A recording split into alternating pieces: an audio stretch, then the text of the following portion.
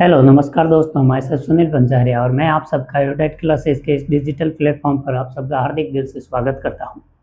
तो दोस्तों, हमने एक एरोडेट क्लासेस के इस प्लेटफॉर्म पर एक मुहिम शुरू की है जिसके तहत हम इंडियन पॉलिटी के कुछ ऐसे टॉपिक पर चर्चा करते हैं जो कि सामान्यतः ऐसी प्रतियोगी परीक्षाएं जिनके अंदर इंडियन पॉलिटी सब्जेक्ट के रूप में शामिल किया जाता है, उसके सिलेबस में जो टॉपिक आते हैं सामान्यतः उन टॉपिकों को लिया गया है। और इन टॉपिकों को लेते वक्त हमने इस बात का भी ध्यान रखा है कि जिस टॉपिक पर हम चर्चा कर रहे हैं उस टॉपिक पर इतने डेप्थ में भी चर्चा करें और इतना लाइट में भी चर्चा करें कि कोई भी प्रकार का बेसिक हो या अंडरस्टैंडिंग वाला हो, कोई भी क्वेश्चन हमसे छूटे ना। तो इस मुहिम को आगे बढ़ाते हुए हम आज के टॉपिक को लाए हैं जिसमें है संविधान सभा। संविधान सभा पर जैसा कि हमने पिछली क्लास में अच्छी खासी चर्चा की थी और उसी टॉपिक को और आगे बढ़ा रहे हैं जिसमें कुछ पॉइंट ऐसे थे जिनको हमने छोड़ दिया था, तो आज उन टॉपिकों को कवर करना चाहते हैं। तो अगर आपको हमारी ये मुहिम अच्छी लगती है तो हमारे इस वीडियो को लाइक करें, पढ़ते रहे, समझते रहे और आगे बढ़ते रहे।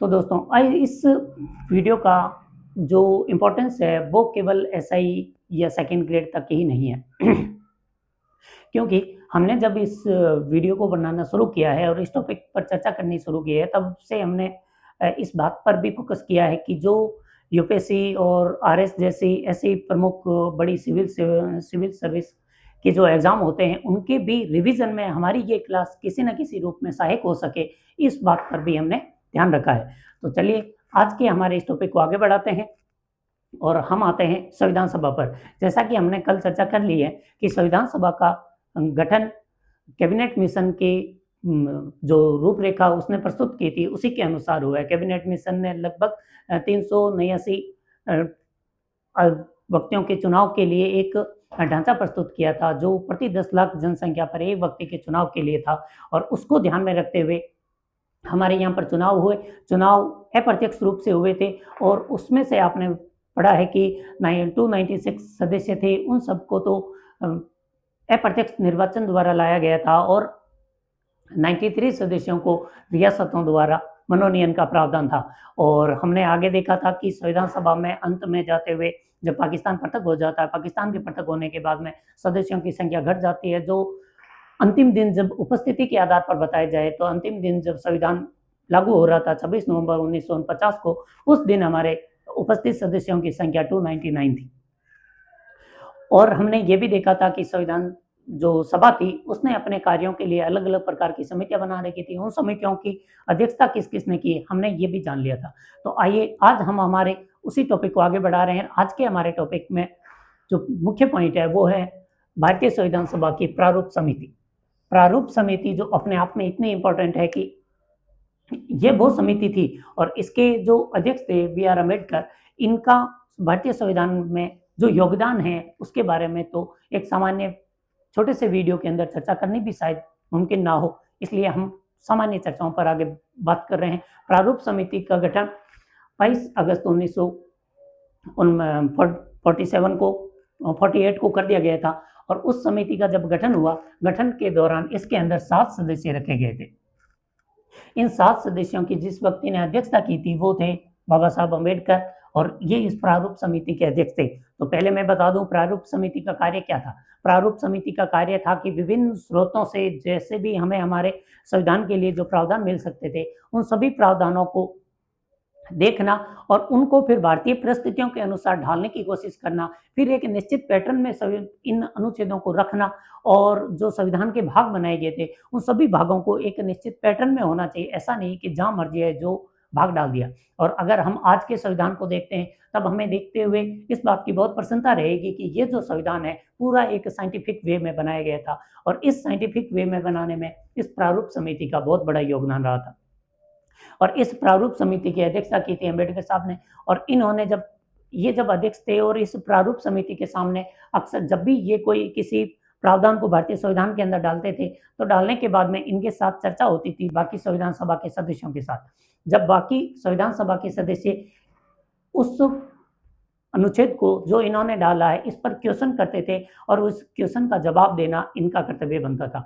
और ये जब क्वेश्चन का जवाब देते अगर संविधान सभा को वो संतोषजनक लगता तब तो वो संविधान के अंदर ऐड होता, अन्यथा उसे हटाया जा सकता था या फिर इनकी जिम्मेदारी थी कि वो उस अनुच्छेद को हमारे लिए क्यों महत्वपूर्ण है ये समझाने का काम करते थे। तो इसके पहले सदस्य थे वो थे बाबा साहब अम्बेडकर, जिन्होंने इसकी अध्यक्षता की थी। ये थे हमारे अध्यक्ष। अध्यक्ष के बाद दूसरे सदस्य थे वो थे गोपाल स्वामी अयंगर। तीसरे सदस्य थे अलादी कृष्णा स्वामी अय्यर। चौथे सदस्य थे के.एम. मुंशी। पांचवें सदस्य थे सैयद मोहम्मद सादुल्ला और छठे सदस्य थे एन माधवराव, जो कि बी.एल. मित्र की जगह आए थे। बी.एल. मित्र ने स्वास्थ्य कारणों की वजह से अपने पद से इस्तीफा दे दिया था, इसलिए उनकी जगह पर लाए गए थे एन माधवराव। और अंतिम सदस्य थे टी.टी. कृष्णास्वामी और इनको लाया गया था डी.पी. खेतान की जगह पर। डी.पी. खेतान का निधन हो गया था, इसलिए उनकी जगह पर हमें संविधान इस प्रारूप समिति में नए सदस्य लाए गए थे, वो थे कृष्णा आचार्य। तो हमने बात की प्रारूप समिति, इसकी अध्यक्षता अम्बेडकर साहब ने की थी। इसके 7 सदस्य थे।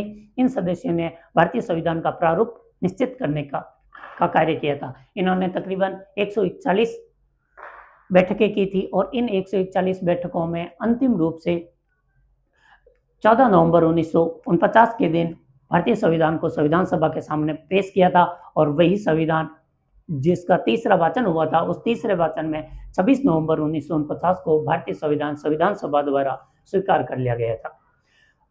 ये संविधान सभा से रिलेटेड कुछ प्रमुख बातें थी। उसके बाद अब हम देखते हैं कि जब संविधान सभा का गठन हो गया था, संविधान सभा की प्रथम बैठक हो गई थी 9 दिसंबर 1946 को।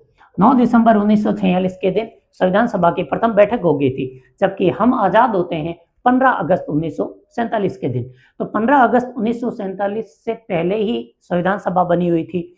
तो अब हमें ये जानना है कि जब 15 अगस्त 1947 के दिन भारतीय स्वतंत्रता अधिनियम 1947 पारित हुआ, उसका हमारी इस संविधान सभा पर क्या प्रभाव पड़ा, उस प्रभाव में देखते हैं। तो पहला प्रभाव यही आया था कि इस एक्ट ने संविधान सभा को संप्रभु बना दिया। वैसे संप्रभुता के बारे में हम आगे भी चर्चा करेंगे जब भारतीय संविधान की विशेषताएं देखेंगे, लेकिन फिलहाल अभी संक्षिप्त में समझने का प्रयास करते हैं। संप्रभुता का मतलब होता है ऐसी संस्थान, ऐसा देश, ऐसा राज्य या ऐसा व्यक्ति जिसके ऊपर कोई ऐसा व्यक्ति ना हो जो उस पर आदेश लगाए या उसको अपने किसी भी प्रकार के निर्णय लेने से रोकने वाला हो। जब ऐसे किसी भी व्यक्ति की अनुपस्थिति होती है तब उसे बोला जाता है संप्रभुता। जैसे कि भारत आज एक संप्रभु राष्ट्र है, तो इसका क्या मतलब होता है? इसका मतलब होता है कि भारत आज चाहे तो अमेरिका के साथ मित्रवत संबंध बनाए या भारत चाहे तो रूस के साथ मित्रवत संबंध बनाए। इस पर कोई भी बाह्य देश का दबाव भारत पर लागू हो, ऐसा कोई प्रावधान नहीं है। क्यों नहीं है? क्योंकि आज भारत कैसा है? संप्रभु है। आपने नोटिस किया होगा कि जब भारत के रूस के साथ संबंध थे, तब अभी हाल के दिनों में अमेरिका के साथ कुछ अनबन चल रही है, टैरिफ वॉर भी चल रहा है। तो इसका भी कारण क्या बनता है? क्योंकि अमेरिका चाहे कितना भी दबाव डाले, भारत अमेरिका की बात को मानेगा ऐसा भारत के लिए जरूरी नहीं है। उसी को ही बोलते हैं संप्रभुता। तो हम यहाँ क्यों चर्चा कर रहे हैं संप्रभुता की?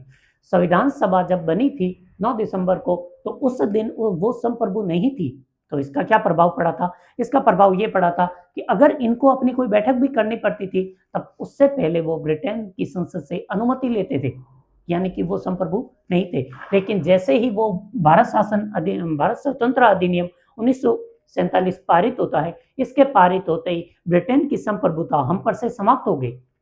जब ब्रिटेन के अब हम गुलाम नहीं रहे, तो फिर भारतीय जो संविधान सभा थी वो हो गई थी संप्रभु। संप्रभु होने से इसको 2 कार्य करने पड़ रहे थे। एक, अब वो भारत का शासन चला सकती है, यानी कि भारत की अंतरिम संसद का काम भी अब उसे ही करना था, क्योंकि वही संप्रभु है। अब भारत में वही नियम और प्रावधान लागू होंगे जो कौन बना रही है? भारत की संविधान सभा बना रही है। इसलिए वो अब भारत की क्या बन गई थी? अंतरिम संसद। और दूसरा उसे जो काम करना था वो था भारतीय संविधान का निर्माण। तो इस प्रकार हमने देखा भारत स्वतंत्रता अधिनियम का संविधान सभा पर 2 प्रभाव पड़ते हैं। एक, उसको अब संप्रभुता दे दी गई थी और दूसरा, अब उसे अंतरिम संसद का कार्य भी करना पड़ रहा था। और तीसरा एक और प्रावधान हुआ, क्योंकि पाकिस्तान आज़ाद हो गया था 14 अगस्त को पाकिस्तान आज़ाद होते ही फिर लीग हमसे अलग हो गया। जैसे ही लीग अलग होता है वैसे भी लीग अलग ही था, लेकिन आधिकारिक रूप से लीग को अलग कर दिया गया, और जब लीग अलग हो गया तब इनके सदस्यों की संख्या घटकर 299 हो गई थी। ये इसका प्रभाव पड़ा था। तो हमने देख लिया भारत स्वतंत्रता अधिनियम 1947 का। तो अब इसमें कंफ्यूज करने के लिए ये क्वेश्चन बनते हैं आजकल के पेपरों में कि जब संविधान सभा बनी थी तो संविधान सभा शुरू से संप्रभु थी। तो आपने नोटिस किया होगा कि संविधान सभा 1947 में संप्रभु बनती है, उससे पहले वो संप्रभु नहीं थी, यानी कि वो कोई भी एक्ट लागू नहीं कर सकती थी। और 1947 के अधिनियम में ये साफ लिखा हुआ था कि आगे से भारत में जो भी कानून लागू होगा वो वही कानून होगा जो संविधान सभा लागू करेगी। तो ये 1947 के अधिनियम का प्रभाव था। चलिए, तो अब हम हमारे आगे वाले टॉपिक को देखते हैं, जिसका नाम है भारतीय संविधान सभा की आलोचना। जब संविधान बनता है तो संविधान बनने के बाद में कुछ लोग ऐसे थे जिन्होंने भारतीय संविधान सभा के बारे में विश्लेषण किया। विश्लेषण करने पर उनको जो कुछ भी महसूस हुआ था, उन्होंने उस आधार पर इसकी आलोचना की थी। उन आलोचनाओं में पहली आलोचना आती है, वो है कि ये संविधान सभा प्रतिनिधि निकाय नहीं था। कैसे नहीं था? तो प्रतिनिधि निकाय कौन सा होता है? जिससे उस देश की संपूर्ण जनता नियुक्त करती हो, अपनी तरफ से भेजती हो, वो होते हैं प्रतिनिधि। जैसे कि आज दिल्ली की संसद के अंदर राजस्थान के हमारे प्रतिनिधि कौन है? हमारे क्षेत्र के एमपीज, जिनका चुनाव में हमने जिनको सेलेक्ट किया था, वो व्यक्ति जाकर आज संसद के अंदर हमारा प्रतिनिधित्व करता है। वैसे ही हमारी विधानसभा के अंदर हमारे प्रतिनिधि कौन है? जिनको हमने विधायक के रूप में एमएलए भेजे थे, वो एमएलए आज हमारे प्रतिनिधि है। तो पहला प्रश्न यही उठा था, क्या भारतीय संविधान सभा भारतीयों की प्रतिनिधि निकाय थी? तो जवाब था नहीं। क्यों नहीं? क्योंकि प्रतिनिधि निकाय में प्रत्यक्ष चुनाव होते हैं, जबकि इसके अंदर जो 296 सदस्य गए थे, वो 296 सदस्य तो अप्रत्यक्ष निर्वाचन द्वारा गए थे। हमारा प्रतिनिधित्व उन्होंने किया नहीं, उन्होंने प्रांतों की विधानसभाओं का प्रतिनिधित्व किया था। तो ये प्रतिनिधि निकाय नहीं थी। और दूसरे जो 93 सदस्य गए थे, वो 93 सदस्य गए थे राजाओं के मनोनयन से, तो उन रियासतों की जनता का प्रतिनिधित्व भी इसमें नहीं था। इस आधार पर इसकी आलोचना की जाती है। और ऐसा मामला स्वतंत्रता के बाद में भी एक बार सुप्रीम कोर्ट में भी गया था, जिसमें कहा गया था कि ये संविधान सभा भारतीयों की नहीं थी, ये कुछ लोगों के, कुछ प्रभुत्वशाली लोगों की संस्थान थी। तो फिर जो संविधान बना है इसको निरस्त करके दोबारा से संविधान बनाया जाए। तब भारतीय सुप्रीम कोर्ट ने इस याचिका को पूर्ण रूप से खारिज कर दिया और इसे अंतर्निहित मान्यता स्वीकार कर लिया। अंतर्निहित मान्यता का मतलब है कि ये तो ऐसा ही है, अब इसमें आप कोई भी प्रकार का परिवर्तन नहीं कर सकते और आगे से आप ये मुद्दा सुप्रीम कोर्ट के अंदर ला भी नहीं सकते। तो ये भी एक बात ध्यान में रखना कि प्रतिनिधि निकाय अब मान लिया गया है कि संविधान सभा प्रतिनिधि निकाय ही थी, लेकिन आलोचना में ये कहा जाता है। तो ध्यान में रखना, जो सिविल सर्विस वाले विद्यार्थी हैं वो थोड़ा विशेष ध्यान दे देना कि अब इस प्रकार का मुद्दा नहीं उठना चाहिए, क्योंकि सुप्रीम कोर्ट ने अब इसे प्रतिनिधि निकाय की मान्यता दे दी है। चलिए, दूसरा संप्रभुता की बात। हमने अभी देखा था कि संप्रभुता इसे किसने दी थी? 1947 के अधिनियम ने दी थी। तो 1947 15 अगस्त 1947 को यह अधिनियम पारित हो गया था। और आपने ये भी नोटिस किया होगा कि संप्रभुता तो नहीं थी, ये बात सच है, लेकिन संप्रभुता से पहले वाला जो समय अवधि थी, उस अवधि के दौरान इन लोगों ने कौन सा संविधान पारित कर दिया था? इनका संविधान पारित हो रहा है 26 नवंबर 1949 को। हम आजाद कब हो गए? 15 अगस्त 1947 को। हमने ये भी देखा था कि जो संविधान सभा की वाचन हो रहे थे, संविधान सभा में 3 वाचन हुए थे, उन तीनों में से पहला आता है 14 नवंबर 1948 को और दूसरा आता है 15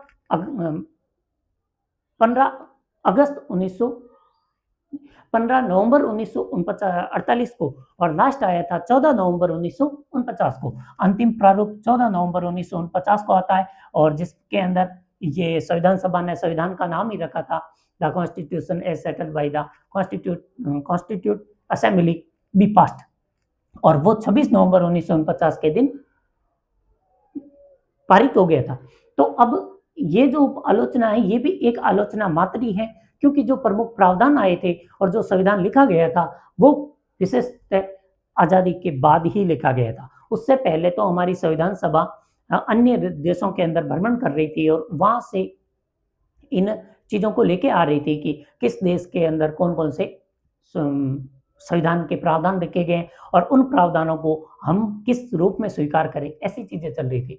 तो ये भी एक आलोचना मात्र है, लेकिन आलोचना ज़रूर है। अगर एग्जाम के अंदर आता है कि भारतीय संविधान सभा की निम्नलिखित में से किस रूप में आलोचना की जाती है, तो उसमें प्रतिनिधि निकाय वाली बात भी सही होगी और उसके अंदर संप्रभुता वाली बात भी सही होगी। नेक्स्ट, कांग्रेस का प्रभुत्व। कांग्रेस का प्रभुत्व, वैसे ये आलोचना करने वाले थे निराजुद्दीन अहमद और कांग्रेस का प्रभुत्व करने वाले थे ग्रैनविल ऑस्टिन। ग्रैनविल ऑस्टिन का तो उन्होंने तो सिंपल सदस्य बोला था, संविधान सभा यानी कांग्रेस और कांग्रेस यानी संविधान सभा, यानी कि संविधान सभा के अंदर जो सदस्य हैं वो सारे के सारे कौन हैं, कांग्रेस के। यानी उनका तो सिंपल स्टेटमेंट था, संविधान सभा यानी कांग्रेस और कांग्रेस यानी संविधान सभा। तो ये आलोचना करने वाले थे ग्रैनविल ऑस्टिन और ग्रैनविल ऑस्टिन ने तो ये बोल दिया था। और नेक्स्ट आता है हिंदू और वकीलों का प्रभुत्व। तो वह कांग्रेस वाली बात भी सही थी, क्योंकि हमने कल ही देखा था कि जब संविधान सभा का गठन हुआ था उस समय उसके अंदर 208 कांग्रेसी थे और जो अन्य सदस्य थे वो भी मिले जुले कांग्रेस के साथ ही थे। कांग्रेस के प्रभुत्व बात तो काफी हद तक सही थी। और फिर हिंदुओं का, क्योंकि ये हिंदू बहुल क्षेत्र है, तो ऑब्वियस है कि इसके अंदर जब सेलेक्ट होंगे तो उनमें हिंदू ज्यादा होने ही थे, तो ये कोई आलोचना का मुद्दा नहीं था। लेकिन फिर भी आलोचकों ने तो आलोचना कर ही दी है। और फिर था वकीलों का प्रभुत्व। ये बात सच थी कि भारतीय जब संविधान लिखा गया था उस समय जो संविधान सभा के सदस्य थे उनमें से अधिकांश उस समय वकील ही हुआ करते थे। और जब वकील ही होते थे और उन्हीं लोगों को, क्योंकि उस समय वही प्रोफेशन ऐसा था जिसके अंदर जो उस समय के लोगों को रुचिकर लगता था और उन्होंने वही प्रोफेशन चुना था। और उसी के कारण जब संविधान सभा के अंदर सदस्य आए थे वो सब भी यही काम करते आ रहे थे, इसलिए इनकी भाषा भी जो थी वो वकालत वाली भाषा ही थी। इसलिए हमें आज भी संविधान जब पढ़ने में आता है तब आप उसकी लैंग्वेज को पढ़ने में हमें आज भी बहुत दिक्कत होती होगी, और उसका कारण भी ये आलोचना थोड़ी काफी हद तक सही थी। तो इस प्रकार 3-4 मुद्दों पर भारतीय संविधान सभा की आलोचना की जाती है, आप इनको बेसिकली ध्यान में रख सकते हैं। उसके बाद 2-3 पॉइंट और हैं जो फैक्ट के रूप में कि संविधान सभा का प्रतीक क्या रखा गया था, तो प्रतीक रखा गया था हाथी। और फिर दूसरा था कि संविधान सभा के सचिव कौन थे, संविधान सभा के सचिव थे HVR अयंगर। एक अयंगर यहाँ भी थे कि गोपाल स्वामी अयंगर और दूसरे हैं HVR अयंगर। सचिव HVR हैं और गोपाल स्वामी अयंगर है वो इसके सदस्य हैं प्रारूप समिति के। फिर सभा का मुख्य प्रारूपकार कौन थे, सभा का मुख्य प्रारूपकार ने कि प्रारूप समिति के तो अध्यक्ष हैं बाबा साहब अम्बेडकर और सभा के मुख्य प्रारूपकार हैं वो हैं LN मुखर्जी। उसके बाद है फिर हमारे संविधान को लिखने वालों के बारे में 2 चीजें हैं, एक सुलेखक यानी कैलियोग्राफर में एक में आते हैं PBN रायजादा यानी प्रेम बिहारी नारायण रायजादा। इन्होंने इंग्लिश के अंदर इटैलिक फॉर्म में लिखा था। और एक थे वसंत कर्षण वैद्य और वसंत कर्षण वैद्य ने संविधान को हिंदी संस्करण में लिखा था। तो ये थी संविधान सभा और इसी के साथ संविधान सभा का जो टॉपिक था वो पूरा होता है। तो अब हम आगे नेक्स्ट टॉपिक स्टार्ट करेंगे, भारतीय संविधान की विशेषताएं। तो मिलते हैं कल, धन्यवाद।